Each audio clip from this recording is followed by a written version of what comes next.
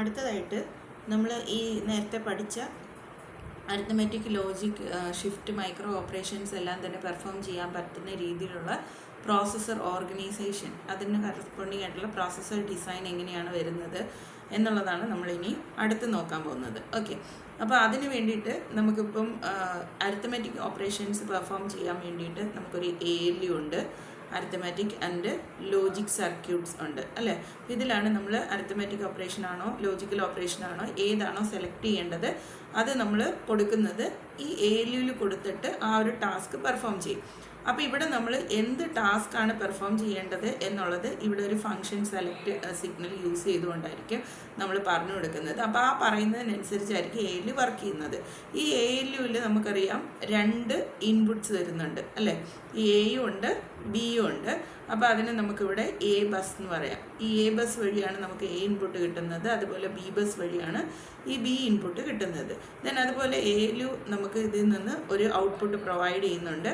ആ ഔട്ട്പുട്ടിനെ നമ്മൾ ഷിഫ്റ്റർ സർക്യൂട്ട് യൂസ് ചെയ്തിട്ട് ഷിഫ്റ്റ് ഓപ്പറേഷൻ വേണമെങ്കിൽ പെർഫോം ചെയ്യും, അതല്ലെങ്കിൽ അത് അതുപോലെ തന്നെ നമ്മൾ പാസ് ചെയ്ത് കൊടുക്കും. അപ്പോൾ ഒരു ഷിഫ്റ്റർ നമ്മൾ യൂസ് ചെയ്യുന്നുണ്ട്.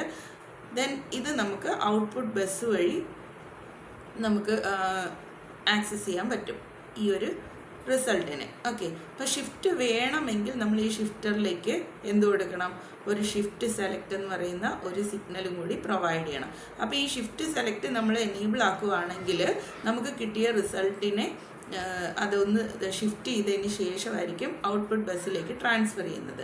അതല്ല എങ്കിൽ ഷിഫ്റ്റ് സെലക്ട് എനേബിൾ അല്ല എങ്കിൽ എന്ത് സംഭവിക്കും, ഈ ഔട്ട്പുട്ട് ബസ്സിലേക്ക് വരുന്നത് നമ്മൾ നേരെ ഇവിടെ കിട്ടിയ റിസൾട്ട് തന്നെയായിരിക്കും വരുന്നത്. ദെൻ അതിനുശേഷം ഈ കിട്ടിയ റിസൾട്ടിനെ നമുക്ക് ഏതെങ്കിലും രജിസ്റ്ററിലേക്ക് നമുക്ക് സ്റ്റോർ ചെയ്യണമെങ്കിൽ അത് നമ്മൾ എസ് ബസ് വഴിയാണ് ചെയ്യുന്നത്. അപ്പോൾ ഇത് എസ് ബസ് ആയിട്ട് എടുക്കുവാണ്.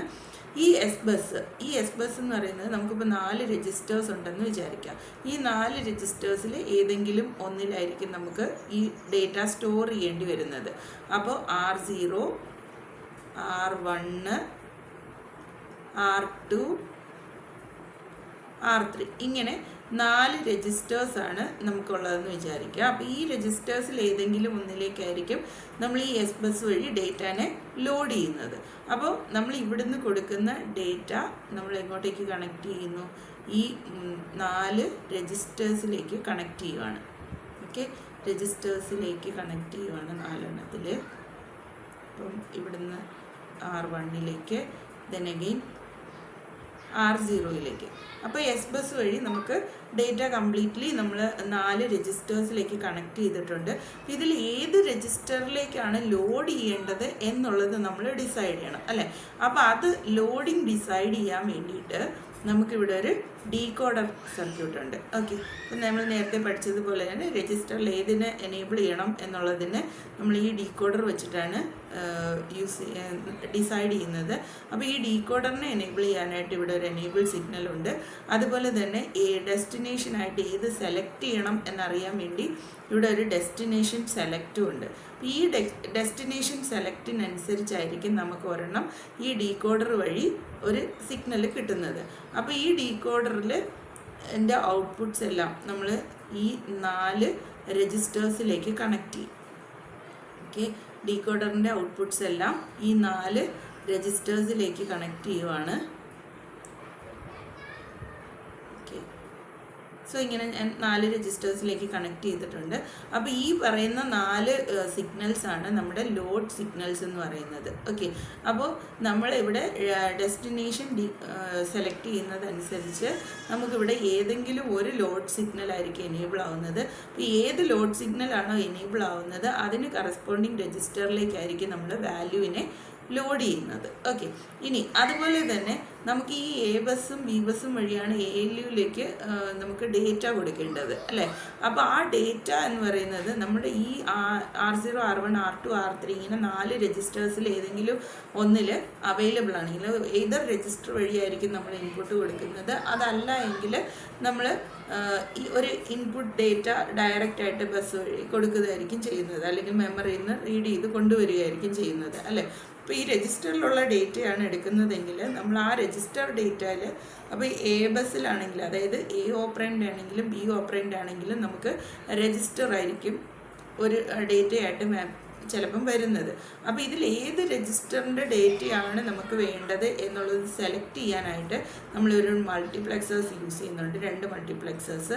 ദെൻ ഈ 2 മൾട്ടിപ്ലെക്സേഴ്സിലും നമ്മൾ ഈ 2 രജിസ്റ്റേഴ്സിനെയും കണക്ട് ചെയ്യുന്നുണ്ട്. ഓക്കെ, അപ്പോൾ ഈ 2 മൾട്ടിപ്ലെക്സേഴ്സിൽ നമ്മൾ ഈ 2 രജിസ്റ്റേഴ്സിനെയും കണക്ട് ചെയ്ത് വെക്കുകയാണ് ചെയ്യുന്നത്.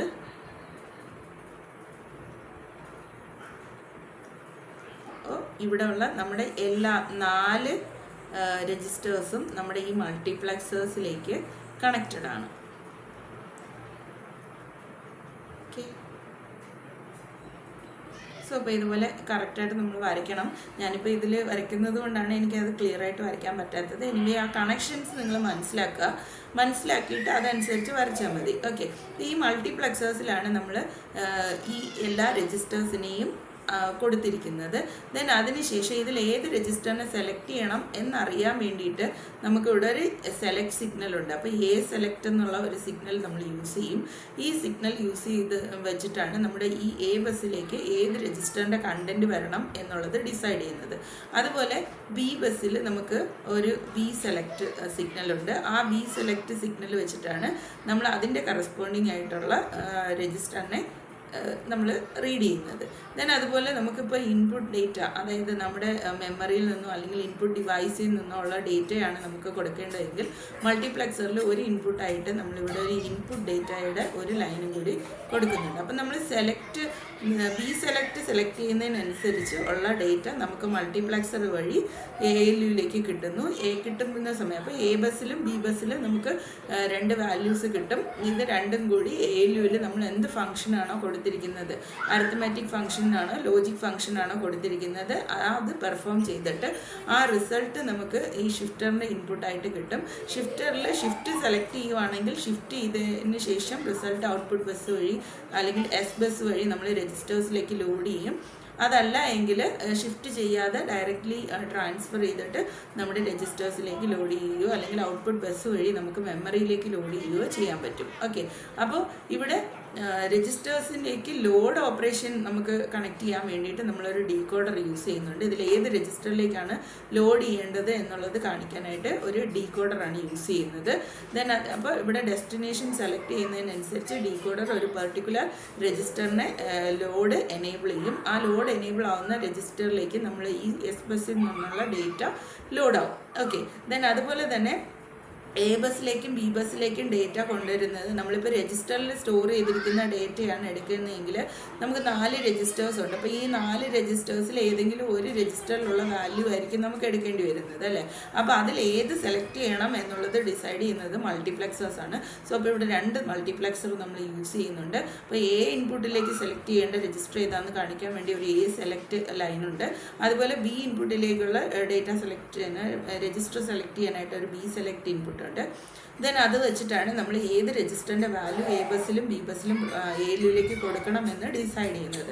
ദെൻ ഇൻപുട്ട് ഡേറ്റ ആണ് നമുക്ക് കൊടുക്കേണ്ടതെങ്കിൽ അത് either from memory or from input device ആവാം. അപ്പോൾ നമുക്ക് ഡയറക്റ്റ് മെമ്മറി ഡേറ്റ കൊടുക്കണമെങ്കിൽ അവിടെ അതിനുള്ള ഒരു പ്രൊവിഷനും കൂടി കൊടുത്തിട്ടുണ്ട്. അപ്പോൾ ഇങ്ങനെയാണ് നമ്മൾ ഈ ഒരു പ്രോസസ്സർ ഓർഗനൈസ് ചെയ്തിരിക്കുന്നത്.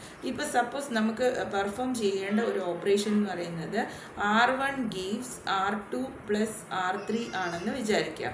സോ അപ്പോൾ ഇവിടെ എന്തായിരിക്കും നടക്കുക, ഫസ്റ്റ് എ സെലക്റ്റിനകത്ത് എ സെലക്റ്റിനകത്ത് നമ്മൾ R2വിനെ സെലക്ട് ചെയ്യും. അപ്പോൾ എ ബസ്സിൽ നമുക്ക് R2 രജിസ്റ്ററിൻ്റെ കണ്ടൻറ്റ് കിട്ടും. അതുപോലെ ബി ബസ്സിലേക്ക് നമ്മൾ R3നെ സെലക്ട് ചെയ്യും. ഈ മൾട്ടിപ്ലെക്സറിൽ ബി സെലക്ട് അപ്പോൾ നമുക്കിവിടെ R3യുടെ കണ്ടൻറ്റ് കിട്ടും. ദെൻ അതിനുശേഷം ഇവിടെ ALUവിലേക്ക് ഫംഗ്ഷൻ സെലക്ട് ആയിട്ട് നമ്മൾ ആഡ് ഓപ്പറേഷൻ സെലക്ട് ചെയ്യും. ആഡ് ഓപ്പറേഷൻ സെലക്ട് ചെയ്യുമ്പോൾ നമുക്കിവിടെ R2 പ്ലസ് R3 എന്നുള്ള ആ റിസൾട്ട് കിട്ടും. ആ റിസൾട്ടിനെ നമ്മളിവിടെ ഷിഫ്റ്റ് ഡിസേബിൾ ചെയ്യും. നമുക്കിവിടെ ഷിഫ്റ്റ് ഓപ്പറേഷൻ ആവശ്യമില്ല, ജസ്റ്റ് അതിനെ നമ്മൾ ട്രാൻസ്ഫർ ചെയ്യുന്ന മാത്രമേ ഉള്ളൂ. സോ അപ്പോൾ അതുകൊണ്ട് എന്ത് ചെയ്യും, ഷിഫ്റ്റ് സെലക്റ്റിനെ ഡിസേബിൾ ചെയ്യും. അപ്പോൾ ഷിഫ്റ്റിംഗ് ഒന്നും നടക്കാതെ തന്നെ R2 പ്ലസ് R3 എന്നുള്ള ആ ഒരു റിസൾട്ട് സമ്മ് നമുക്കിവിടെ ഇങ്ങോട്ടേക്ക് ട്രാൻസ്ഫർ ആവും. അത് എസ് ബസ് വഴി നേരെ ഇങ്ങോട്ടേക്കാണ് വരുന്നത്. വരുന്ന സമയത്ത് ഡെസ്റ്റിനേഷൻ സെലക്റ്റിനകത്ത് നമ്മൾ ഡീകോഡറിനെ എനേബിൾ ചെയ്തതിന് ശേഷം ഡെസ്റ്റിനേഷൻ സെലക്റ്റിൽ R1 സെലക്ട് ചെയ്യും. R1 സെലക്ട് ചെയ്യുന്ന സമയത്ത് R1 കറസ്പോണ്ടിങ് ആയിട്ടുള്ള ഈ ലോഡ് സിഗ്നൽ എനേബിൾ ആവും ഡീകോഡർ സെലക്ട് ചെയ്യുന്ന സമയത്ത്. സോ അപ്പോൾ ഈ R1 നമ്മുടെ ഇവിടെ നിന്ന് വരുന്ന R2 + R3 എന്നുള്ള വാല്യൂ R1 ലോഡാവും. ഇതാണ് അവിടെ സംഭവിക്കുന്നത്. ഓക്കെ, സോ അപ്പോൾ അങ്ങനെയാണ് ഈ ഒരു ഓപ്പറേഷൻ നമ്മൾ പെർഫോം ചെയ്യുന്നത്.